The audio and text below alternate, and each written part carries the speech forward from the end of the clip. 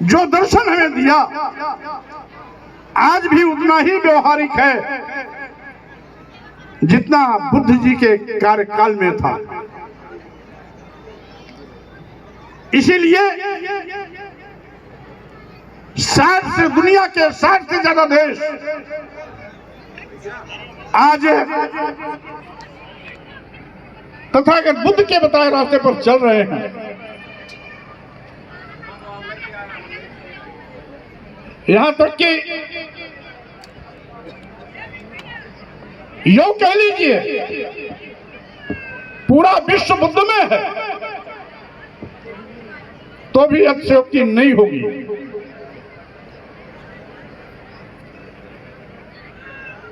और यही नहीं,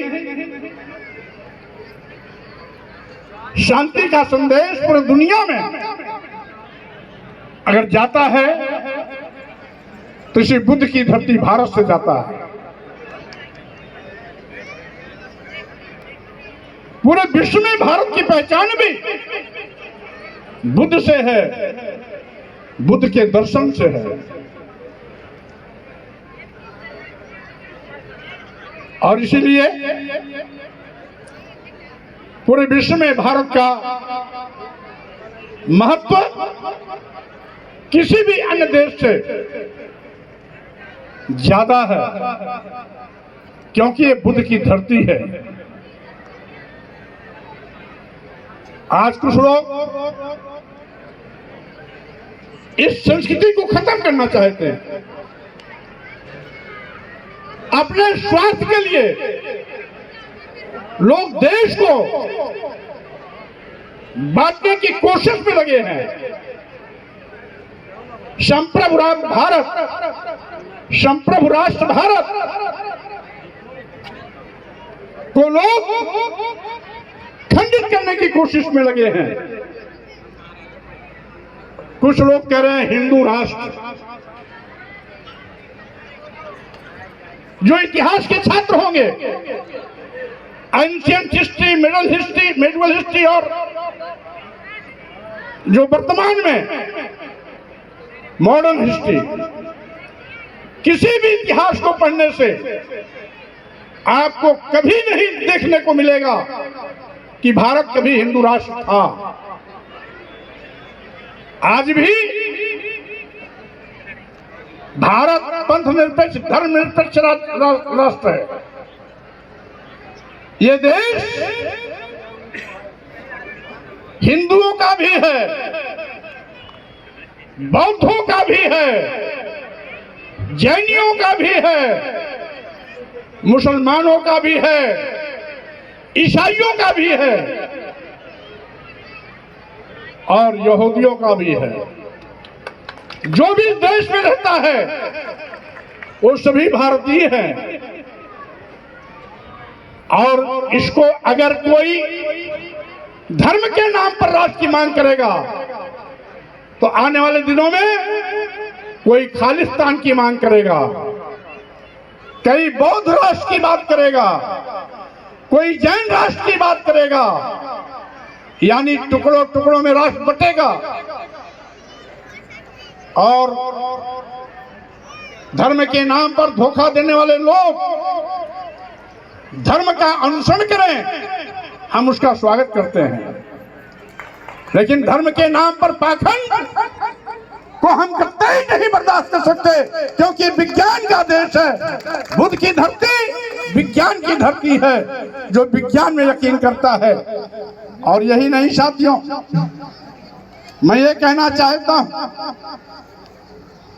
आज ये भारत इसलिए भी महान है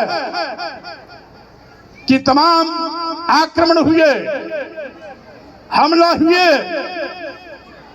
लेकिन हमारा वजूद लाख कोशिश करने के बावजूद भी कोई खत्म नहीं कर पाया, क्योंकि हमारी संस्कृति मजबूत है, हमारा अतीत बहुत मजबूत है। और इसीलिए जो लोग आज धर्म के नाम पर राजनीति करके इस देश के नौजवानों को ठग रहे हैं। पढ़े लिखे नौजवान बेरोजगार होकर घूम रहे हैं।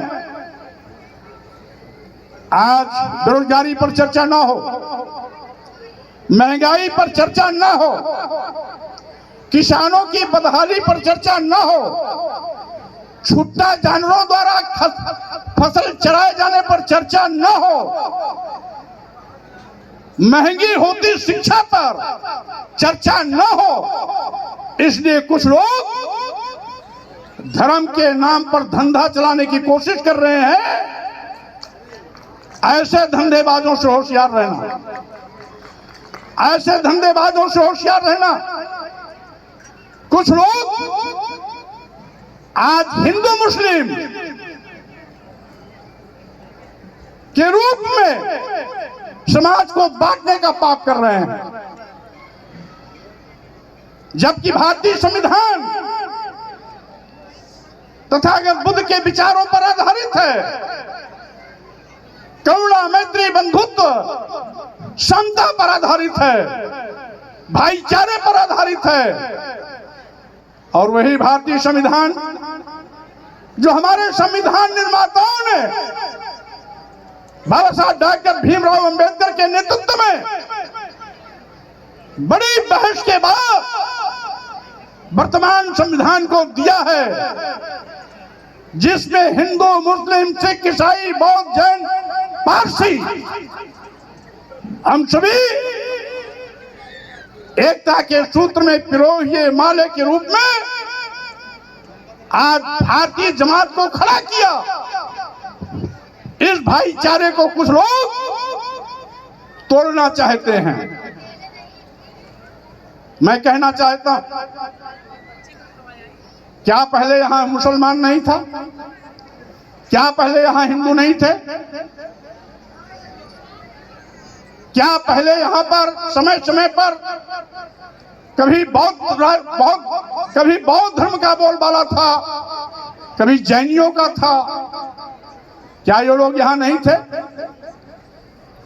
इसलिए मूलभूत समस्याओं पर चर्चा ना हो, लोग मस्जिद में मंदिर खोजना शुरू कर दिए। मैं कहना चाहता हूं, गलत परंपरा बंद कर दो, अन्यथा तुम अगर मस्जिद में मंदिर खोजोगे तो आने वाले दिनों में मंदिरों में लोग बौद्ध मठ खोजना शुरू कर देंगे। तब जाकर के आपके लिए बहुत महंगा सौदा पड़ेगा। हमने तो इतिहास पढ़ा, बद्रीनाथ, केदारनाथ, जगन्नाथपुरी, रामेश्वरम, ये सभी कभी बौद्ध मठ थे। अगर आप मस्जिद में मंदिर खोजोगे तो आने वाले दिनों में ये पढ़ा लिखा नौजवान आपके मंदिरों में बौद्ध मठ खोजना शुरू कर देगा, तब आपको जगह नहीं मिलेगी। इसलिए फिजूल का बकवास बंद करो, धर्म के नाम पर समाज को बांटने का पाप मत करो, हिंदू राष्ट्र के नाम पर देश को तोड़ने की नापाक कोशिश मत करो। अगर कुछ काम करना है तो बेरोजगार नौजवानों को रोजगार दो, महंगाई पर अंकुश लगाओ, गरीबों को काम दो, शिक्षा सस्ती करो, दवाई सस्ती करो, किसानों को लाभकारी मूल्य दिलाओ, छुट्टा जानवरों के आतंक से लोगों को बचाओ। लेकिन इन मूलभूत समस्याओं पर नहीं जाओगे। आज सामूहिक विवाह के माध्यम से हमारे आयोजक साथियों ने बहुत ऐतिहासिक काम किया है, क्योंकि इसके माध्यम से जहां एक और दहेज जैसी कुप्रथा खत्म करने की व्यवस्था सुनिश्चित हो रही है, वहीं पर दूसरी ओर फिजूल खर्ची को भी टाटा बाय बाय करके बाहर का रास्ता दिखाया जा रहा है। अभी दिन में शादियां हो गई, तमाम फिजूल खर्ची से मुक्त, तमाम ढोंग ढकोसले पाखंड से मुक्त, दहेज जैसी कुप्रथा से मुक्त आप सबको साक्षी मानकर हजारों की तादाद में